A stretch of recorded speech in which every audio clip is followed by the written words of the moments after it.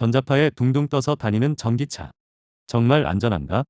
예전에는 쉽게 볼 수 없었던 전기차가 이제는 제법 늘어 도로에서도 쉽게 볼 수 있게 되었습니다. 우리나라만 하더라도 2022년 한 해에 국내에서 판매된 자동차 168만 5,028대 중 전기차는 9.8%, 즉 16만 4,482대가 판매되었는데 이는 하루에 전기차가 450대씩 판매되었다는 얘기입니다.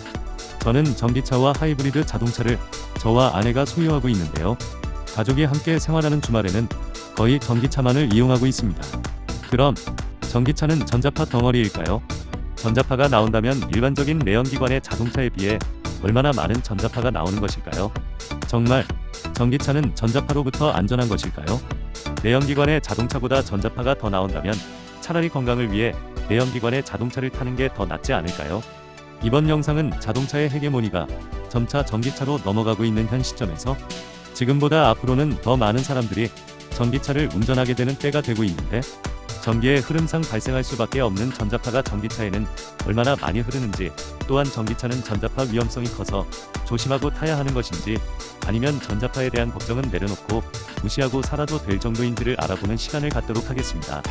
이번 영상 끝까지 시청하시면 전기차의 전자파와 그 위험성에 대해 확실하게 알 수 있을 것입니다. 전자파를 측정하기 위해서는 당연히 전자파 측정기가 있어야 하는데 인터넷으로는 3만원대에서도 구매할 수 있습니다. 하지만 전자파를 전문적으로 다루는 기업 및 전자파 관련 전문업체에서는 수백에서 수천만 원대의 전자파 장비를 사용하는 데에는 신뢰할 수 있는 정확도의 유무에서 그 가격의 차이가 난다고 할 수 있습니다. 제가 저렴한 전자파 측정기로 측정을 한 후 확실하다고 할 수 없는 전자파 값을 시청자분들께 절대값인 것처럼 말하는 것보다 생활 속에 발생되는 전자파를 전문 장비로 전문적으로 다루고 있는 기업 채널의 영상을 업체의 허락하에 참고하였습니다. 유튜브 영상 하단에 본 참고 영상의 주소를 클릭해서 보시면 풀 영상으로 보실 수 있습니다.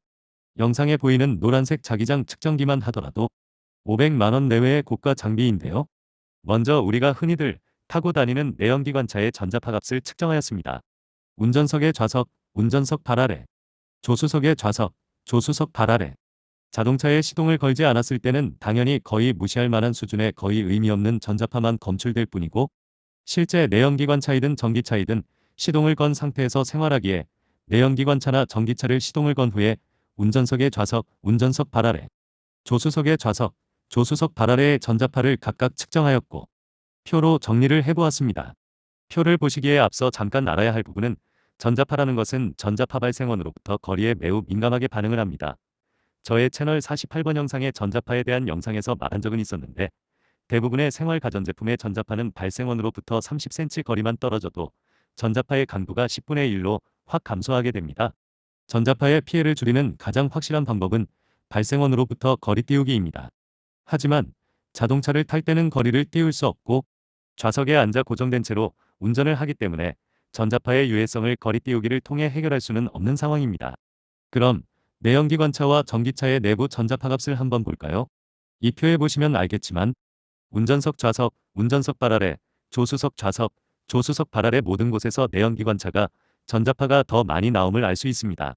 전기차가 나오기 전부터 우리가 사용하였던 내연기관차는 전자파 기준치를 초과하지는 않았지만 우리는 항상 전자파에 노출된 채로 자동차를 운전해 왔고 오히려 전기로 달리는 전기차에서 전자파가 적게 나옴을 알 수 있었는데, 물론 전기차 충전 시와 같은 경우는 전자파의 영향을 당연히 받을 것이지만 전자파의 강도만큼 중요한 것은 노출 시간인데 전기차를 충전한다고 충전단자 앞에 몇 시간씩 서 있는 사람은 없을 겁니다.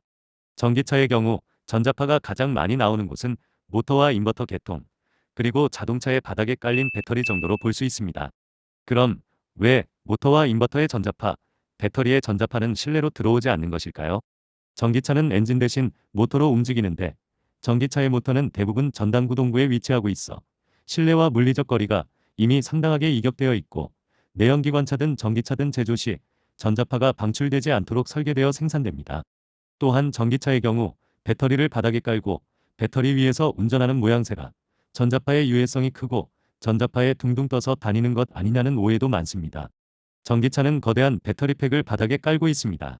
운전자는 거대한 배터리팩을 바닥 삼아 운전을 하고 있는 모양새인데요. 이 거대한 배터리팩을 바닥 삼아 운전하기에 많은 분들이 전기차가 전자파 덩어리일 것으로 오해들을 하고 있는데 전기차의 배터리 자체에서 발생하는 전자파는 주로 직류전원에서 파생되는 저주파 노이즈로 인해 결정됩니다. 이러한 저주파 노이즈는 보통 수십 kHz에서 수백 kHz 정도의 주파수 대역을 갖는데요. 이 정도의 주파수 대역은 보통의 일반적인 강판에서도 쉽게 전자파가 차단되거나 흡수되는 특성을 가지고 있습니다. 배터리팩을 바닥 삼고 있는 전기차의 바닥에서 생각보다 전자파가 적게 검출되는 이유 중에 하나이기도 합니다. 당연히 전기차의 배터리팩은 전자파 차폐 기능이 있는 차폐 케이스, 차폐 커넥터, 차폐 필터 등으로 전자파를 차폐하고 있습니다. 전자파가 케이스 안에서 계속 쌓일까요? 아닙니다. 차폐 케이스 안에 쌓이는 전자파는 모두 열로 변환되어 소멸됩니다. 발생되는 열 또한 무시할 수준에 불과합니다. 전자파를 전문적으로 다루는 쉴드 그린에 의하면 내연 기관의 경우 국내 자동차가 외국산보다 전자파가 더 적은 편이라고 하며, 전기차의 경우 실내는 내연 기관차보다 오히려 적으나 전기차의 바깥쪽 배터리팩이 노출되어 있는 바깥 부분에서는 전기 트럭의 경우 상당량 검출이 됨을 알 수 있었습니다. 정리하자면 우리는 그동안 엔진으로 움직이는 자동차에서 전자파에 노출된 채 장기간 운전을 하며 살아왔고, 이는 비록 기준치 이하라 해도 딱히 피할 수 없는 부분이었으며, 전자파가 많을 것으로 예상되는 전기차에서는 내연기관차보다 오히려 실내에서는 전자파가 적게 검출됨을 알 수 있었습니다.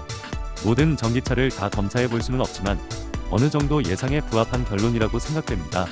만약 이 영상의 반응이 좋다면 제가 소유하고 있는 내연기관 하이브리드 자동차와 전기차의 내부 전자파 값을 휴대용 전자파 측정기로 좀 더 디테일하게 측정하여 게시해 보도록 하겠습니다.